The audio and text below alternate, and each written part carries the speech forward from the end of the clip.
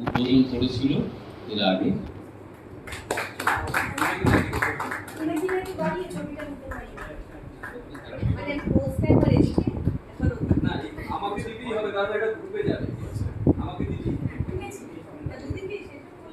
আমরা সবকিছু মিলিয়ে সেই রবীন্দ্রনাথের ছোট্ট মেয়ে স্বর্ণালী।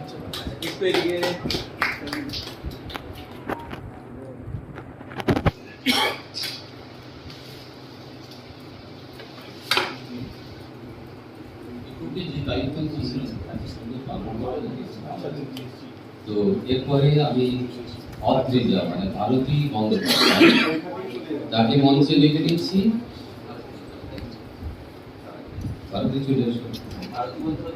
আরতি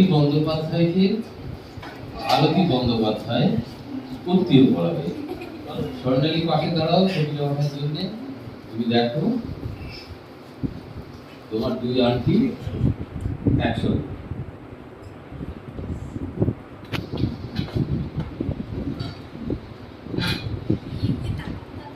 ভারতী এই সংস্থার সভাপতি, এই জন্য ওকে আর মেমেন্টো দিতে পারলাম না এবং মেমেন্টো দেবেও না।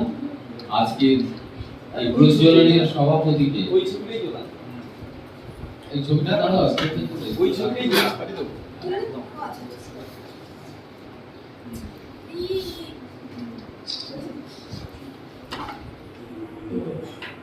এবারে আমি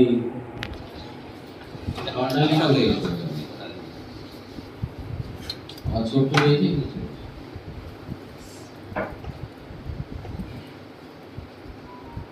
আমি ছোট্ট বলছি, একজন বড় কবি সেটা পেয়েছি, কয়েকটা পোস্ট করেছি। তো আজকে যে ভাবনা, এই যে আমাদের আলোচনা সভা, এই আলোচনার ভাবনাটা পর্যন্ত স্বর্ণা, এবং ও এই পর্বটি পরিচালনা করবে স্বর্ণালী, এবং আমি স্বর্ণালীর হাতে মাইক তুলে দিচ্ছি।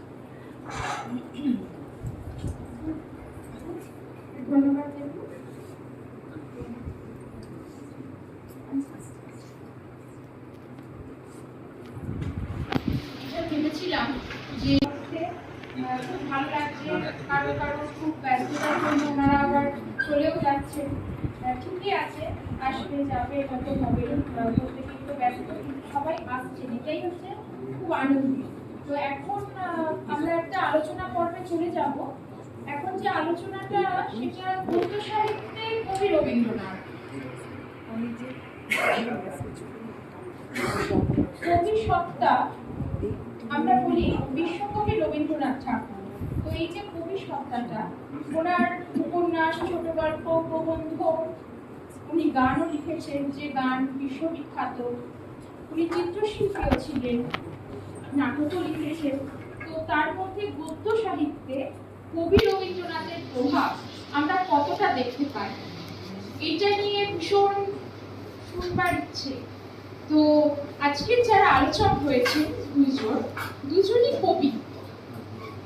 তো এই প্রজন্মে দুজন কবি, আর একজন বিশ্ব কবি, যিনি যাকে এভাবে আলোচনা বা এইভাবে ক্ষুদ্র পরিসরে বাধা দুষ্কর, কিন্তু তবুও এই যে আজকে স্মরণ, রবীন্দ্র স্মরণ, তার মধ্যে দিয়ে আমরা যদি একটু তাকে এভাবে আলোচনার মাধ্যমেও স্মরণ করতে পারি, কিছু যদি অজানা কথা, না জানা কথা, বা হয়তো জানি অন্যভাবে শুনতে পাই, সেটাও বা মন্দ কি। তো সেই আশা নিয়েই এই আলোচনা।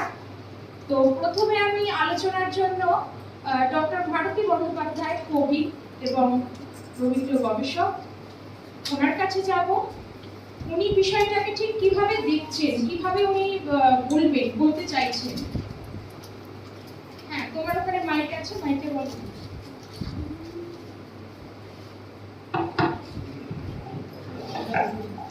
হ্যালো, শুভ অপরাহ্ন। উপস্থিত সব গুণীজনকে প্রজ্বলনের পক্ষ থেকে স্বাগত। আমরা আজকে যে কবিগুলোকে স্মরণ করতে এখানে মিলিত হয়েছি, তার এই 165তম জন্মদিন উপলক্ষে আমাদের এই নিবেদন। কবিগুরু, আমরা প্রথমেই বলি কবিগুরু। যদিও রবীন্দ্রনাথ তার সাহিত্যের সমস্ত ধারাতেই বিচরণ করেছেন, নাটক।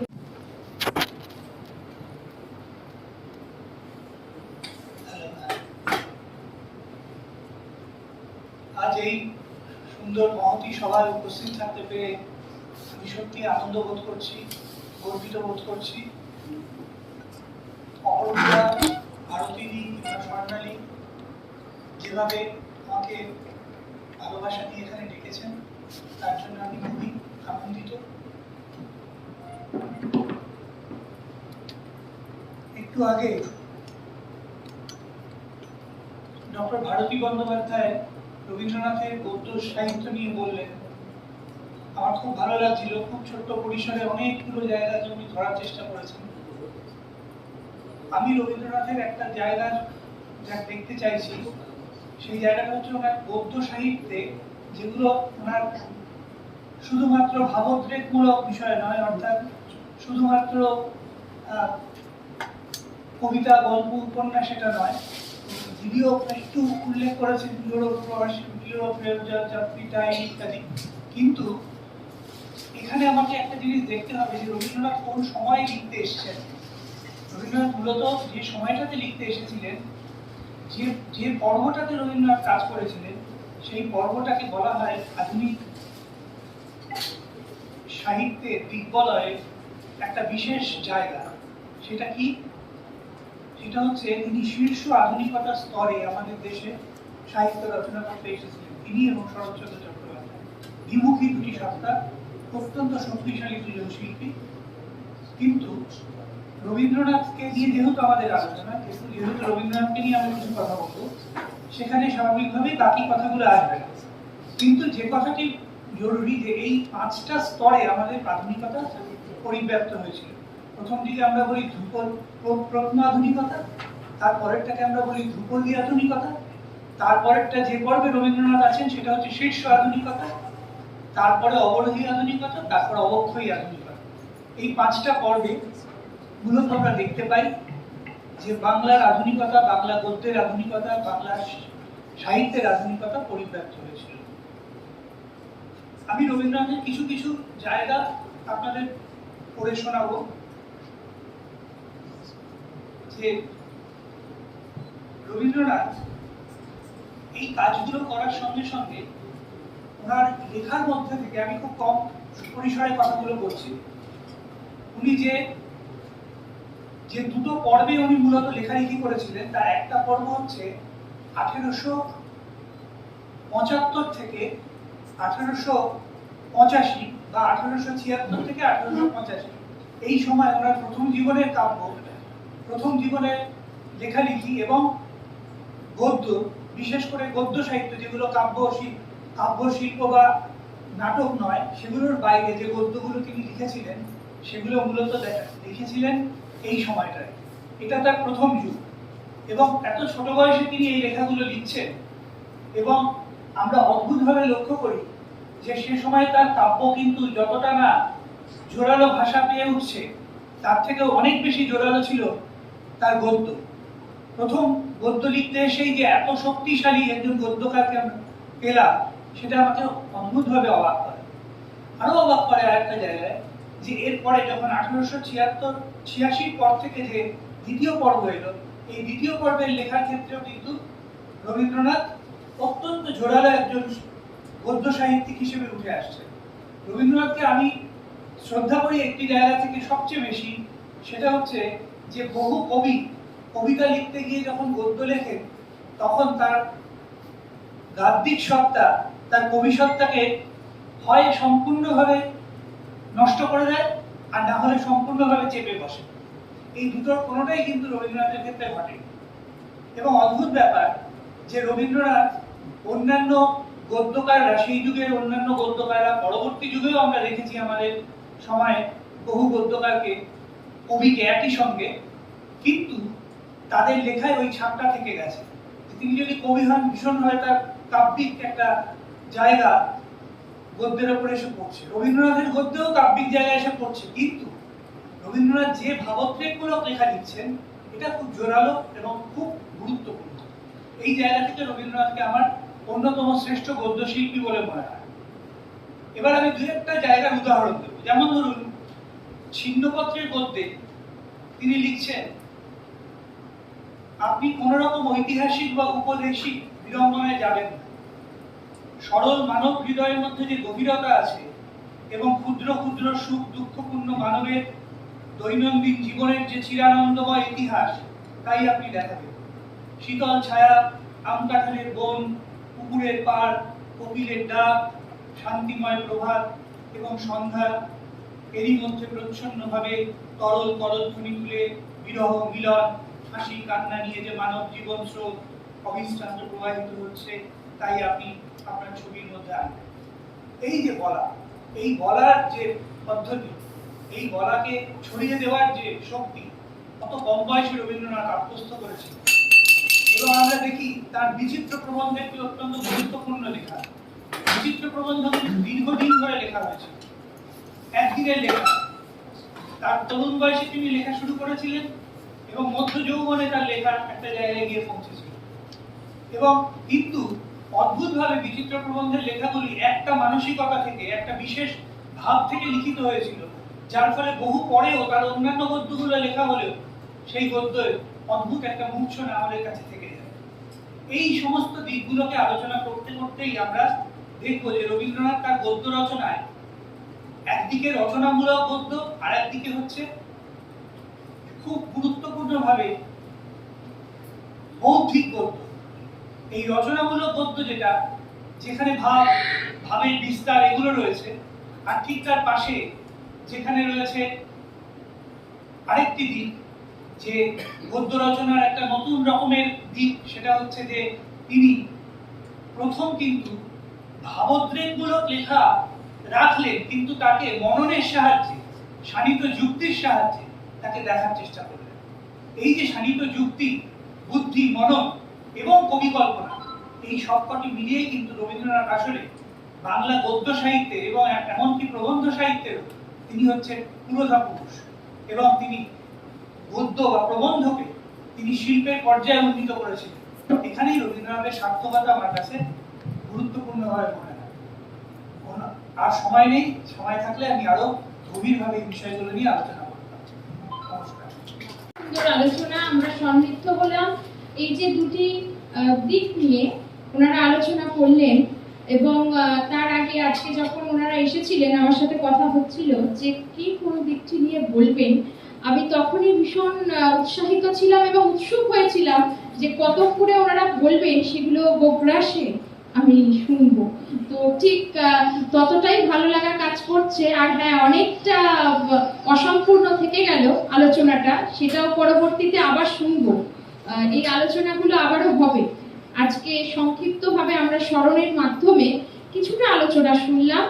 ধন্যবাদ জানাই ডক্টর দীপঙ্কর বাগচি, উনি এত সুন্দর করে বোঝালেন এবং ওনারা দুজনেই সম্পূর্ণ দুটি আঙ্গিকে দুটি দিক তুলে ধরলেন। গদ্য সাহিত্যে কবি রবীন্দ্রনাথ, সেখানে আমি কবির প্রভাবটা যেমন চাইছিলাম, এবং গদ্য সাহিত্যে মানে উনি গদ্য সাহিত্যিক হিসেবে ঠিক কিভাবে বলছেন, গদ্য সাহিত্যে তার প্রভাব কতটা, এবং গদ্য সাহিত্য নিয়েও তার যে লেখা সেই দিকটা বোঝালেন দীপঙ্কর বাগচি।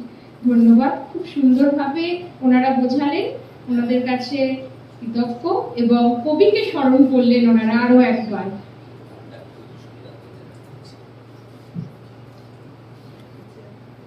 আমি নন্দিনী লাহাকে মঞ্চে ডেকে নিচ্ছি। নন্দিনী কোথায় গেল?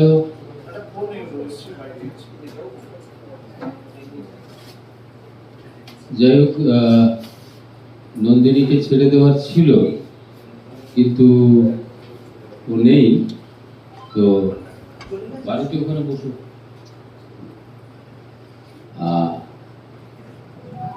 যাকে যখন দরকার তাকে তখন পাওয়া যায় না। আমাদের যাকে যাকে দরকার ঠিক তখন তখন তাকে পাই না। যাই হোক, আমি আমাদের মঞ্চে উপস্থিত আছে কবি পিনাকি রায়,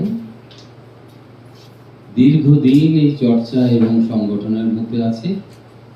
আমি তার কিছু কথা শুনে নেব।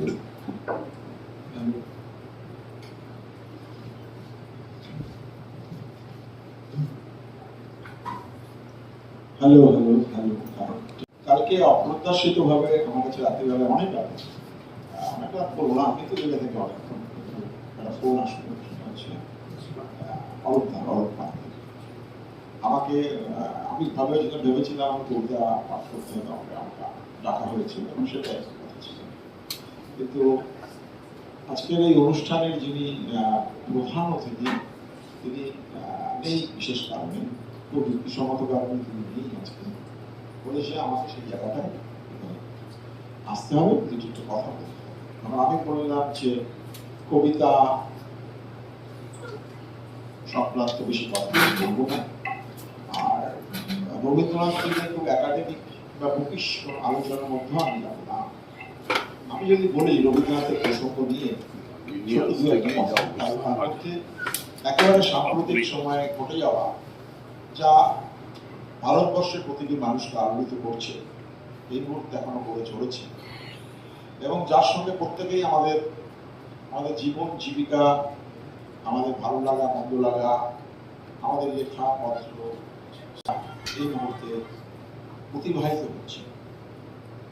সারা পৃথিবী জুড়ে অনেক বদল হয়েছে, আমাদের ভারতবর্ষে অনেক বদল হয়েছে, অনেক পরিবর্তন হয়েছে। সেই পরিবর্তন নিয়েও আমি আলোচনা করতে চাইছি না। পরিবর্তনের ভালো দিক প্রচুর থাকে, আবার কিছু কিছু খারাপ দিকে থাকে, বাজে দিকে থাকে। তো আমাদের দেশ এই মুহূর্তে উত্তোলিত এবং ভীষণভাবে ধরো কাঁপছে মানে ভয়ে কাঁপছে এরকম ব্যাপারটা নয়। সেই দেশের একজন নাগরিক এবং কিছু কিছু সাহিত্য সংস্কৃতির চর্চা করি বলে আমার মনে হয় প্রত্যেকটা কবি, প্রত্যেকজন মানুষ কবি সাহিত্য সংস্কৃতির সাথে যারা যুক্ত, শিল্পের সঙ্গে যুক্ত, তাদের এই বিষয়ে অবগত থাকা উচিত। তা যদি না থাকেন, সমাজের সাথে সম্পৃক্ত হয়ে যদি আমরা না থাকি, দেশের সাথে সম্পৃক্ত হয়ে যদি না থাকি, এবং গ্লোবাল রাজনীতি নয়, গ্লোবাল ভাবে যা ঘটনা চলছে তার মধ্যে আপনি থাকুন বা না থাকুন, আপনি থাকতে পারেন, তার অভিজ্ঞতা আপনার উপর আসতে বাধ্য।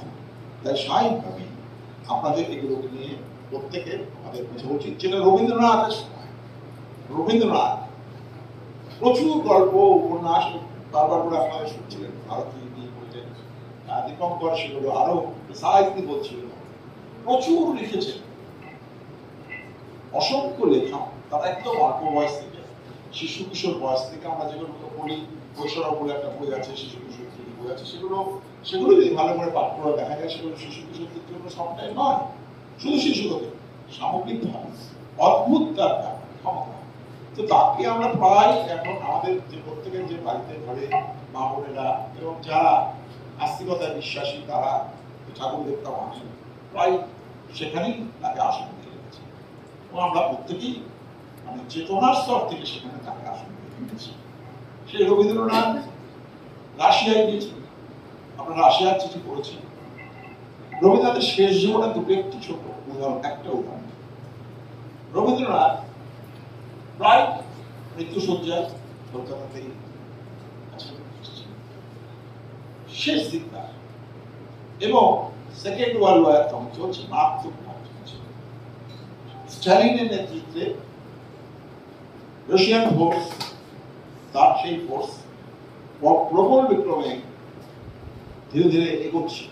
তার স্ট্র্যাটেজিক ওয়ার সেসব নিয়ে আমি যাচ্ছি না, এগোচ্ছে। রবীন্দ্রনাথ একদম ওই শয্যায়, রবীন্দ্রনাথ শেষ জীবনটার শেষের দিকটা কি ছিল, তিনি ভালো করে লিখতে পারতেন না। তিনি অনেক কথা মুখে বলতেন। কে লিখতেন জানেন না?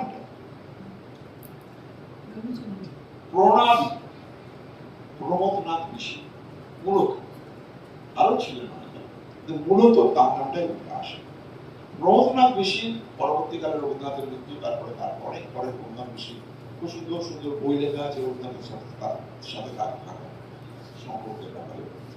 আপনি যা দেখেছেন, যা বুঝেছেন সেভাবে। সেখানেই উল্লেখটা আছে যে প্রশান্তচন্দ্র মহানবী তাকে দেখতে এসেছে। সেকেন্ড ওয়ার্ল্ড ওয়ার কিন্তু মারাত্মক দুর্বার গতিতে চলছে, ফুল ফ্লেজেড ওয়ার।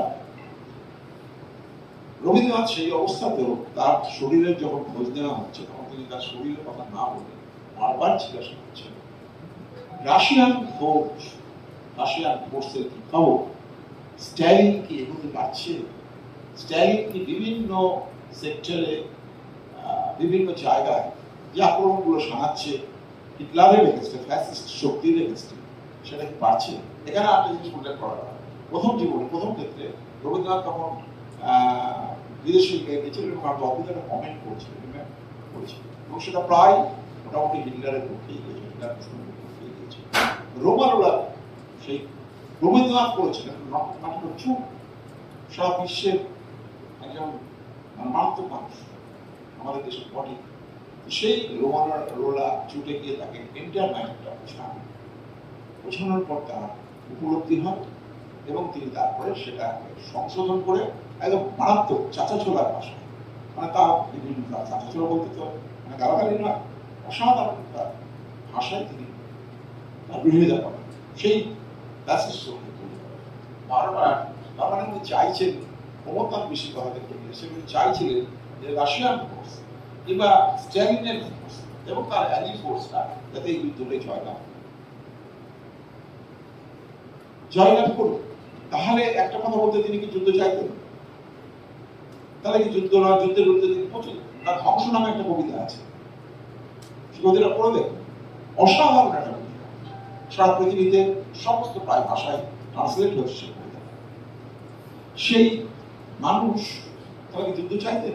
না, তিনি যুদ্ধ চাইতেন। যুদ্ধ নিয়ে পৃথিবীতে সবচেয়ে বেশি কবিতা লিখেছেন যিনি যুদ্ধের বিরুদ্ধে, সেটা বাইরে। তারপরে যাদের নাম করা যায় তার মধ্যে রবীন্দ্রনাথ অন্যতম।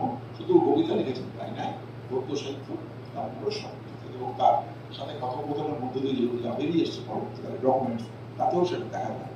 তো এইখানে একটা আমি কথা বলছি কেন যুদ্ধের প্রসঙ্গটা তুললাম, আমরা প্রত্যেকে আলোকিত হচ্ছি। আমাদের কবিতাতেও তার অভিনয় আসছে, আমাদের লেখার মধ্যে আসছে, আমাদের জাগরণের মধ্যে আসছে।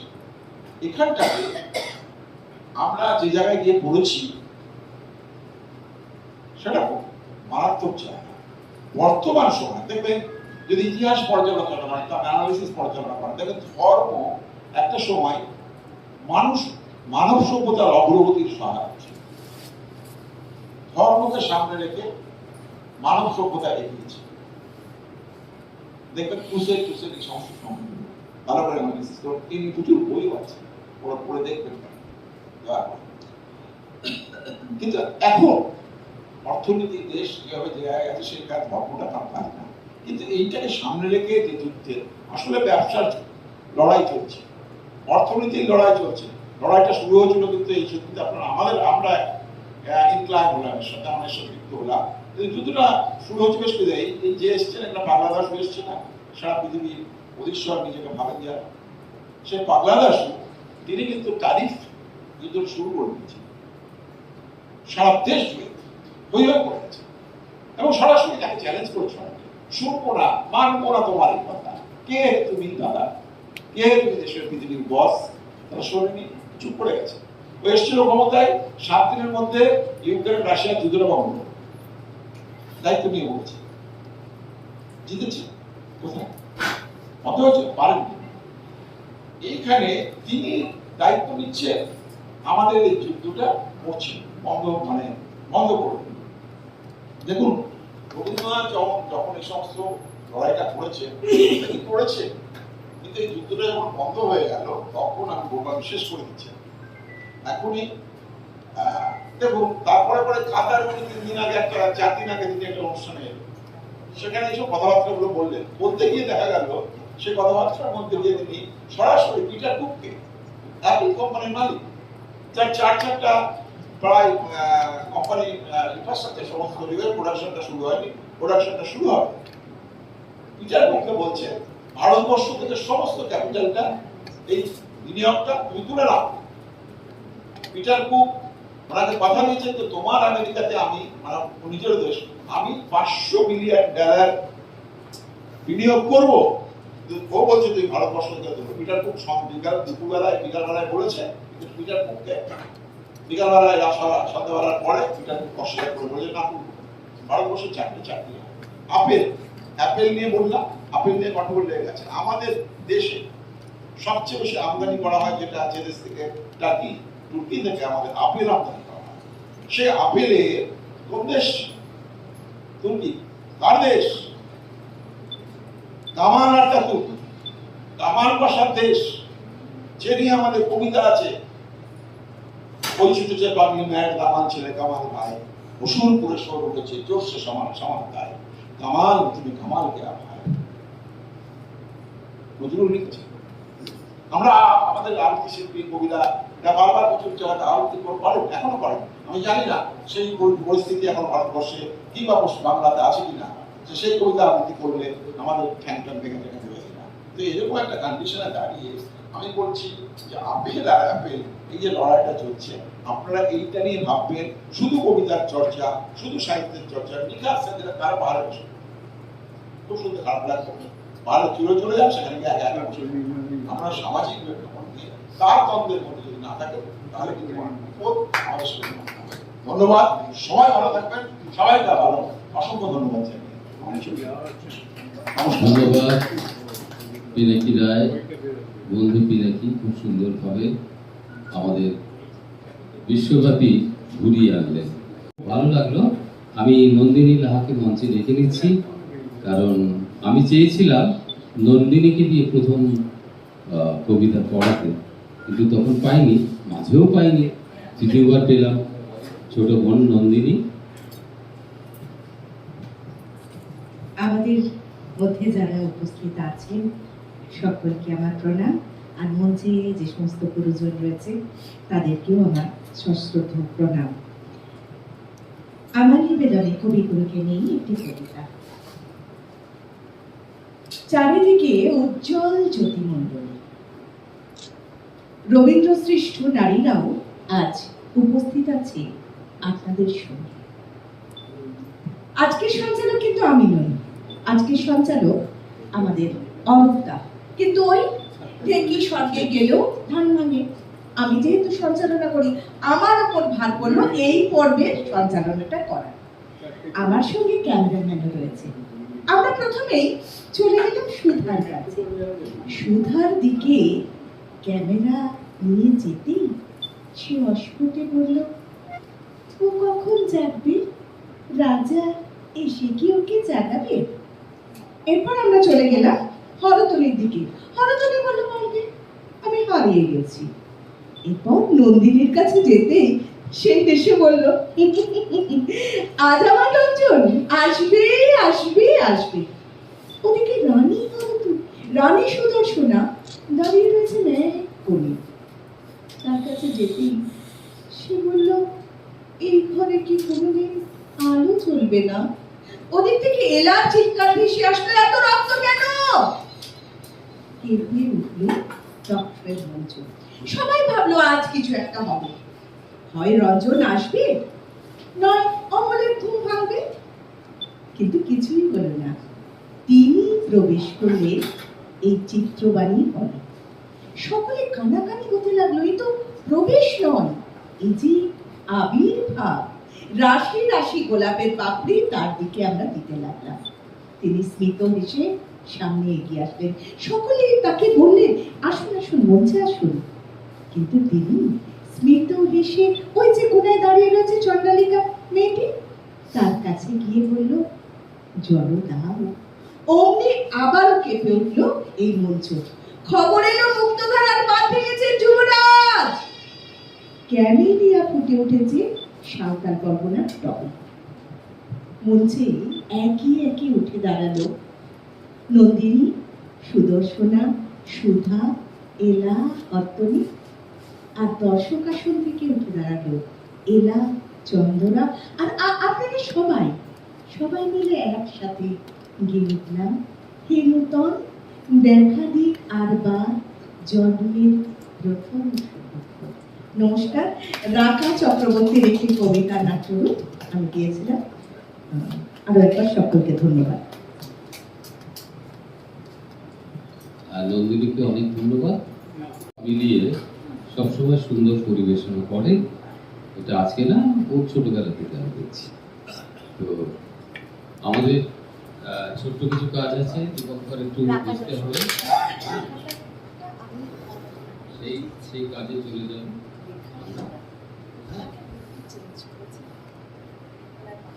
জীবনে যত পূজা হয়নি সারা, জানি যে জানিতাম হয়নি সারা। তো একটা ছোট্ট কাজ এখন আমরা এই গল্প করবো, সেটা আমাদের গ্রন্থ প্রকাশ হবে। আমার ছোট্ট মেয়েটি স্বর্ণালী, বহুমুখী প্রতিভার অধিকারী, তরুণ প্রজন্মের কবি, গবেষক, অভিনেতা, দূরদর্শন সঞ্চালিকা এবং সাফল্যের সঙ্গে একাধিক কাজে নিযুক্ত। এটা আমার খুব গর্বের। আর তাছাড়া তো আগামী দিনে আমারই পতাকা বয়ে নিয়ে বেড়াবে। প্রজ্বলনের সম্পাদক, তার দুটি বই আজকে গুণীজনের হাতে প্রকাশ হবে। কবিতার বই অন্তহীন 5, এবং ও বললো যেটু এটা মুখবন্ধ লিখে দাও। আমাকে কিছু মুখবন্ধ লিখতে হয়েছে, আমি লিখতে গিয়ে ওকে অনেক কিছু উপদেশ কবিতা সম্পর্কে আমি দিতে পেরেছি, এবং কবিতা কেমন হবে কী হবে আমার যেটুকু জ্ঞান ওকে বলতে পেরেছি। এটা আমার সৌভাগ্য। তাও ওটা লিখতে হয়েছে, আমি চাইছিলাম অন্য কাউকে দিয়ে লেখা। আগের বইটি যেহেতু কবি কৃষ্ণা বসু লিখেছিলেন, এবারে আমাকে দিয়ে লেখা। মেয়ের আবদার শুনতেই হবে, কোনো উপায় নেই।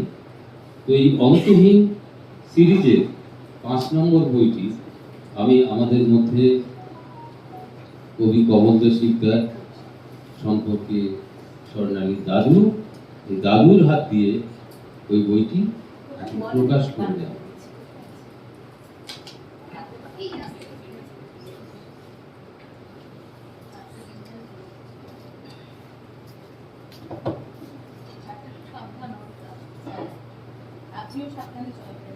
তুই জেঠুর পাশে চলে যা, কারণ প্রকাশকের বিড়ম্বনা, আমাদের এই অনুষ্ঠানের জন্য একটি করে বই পাঠিয়েছে, পরে বইগুলো যেটা হয়।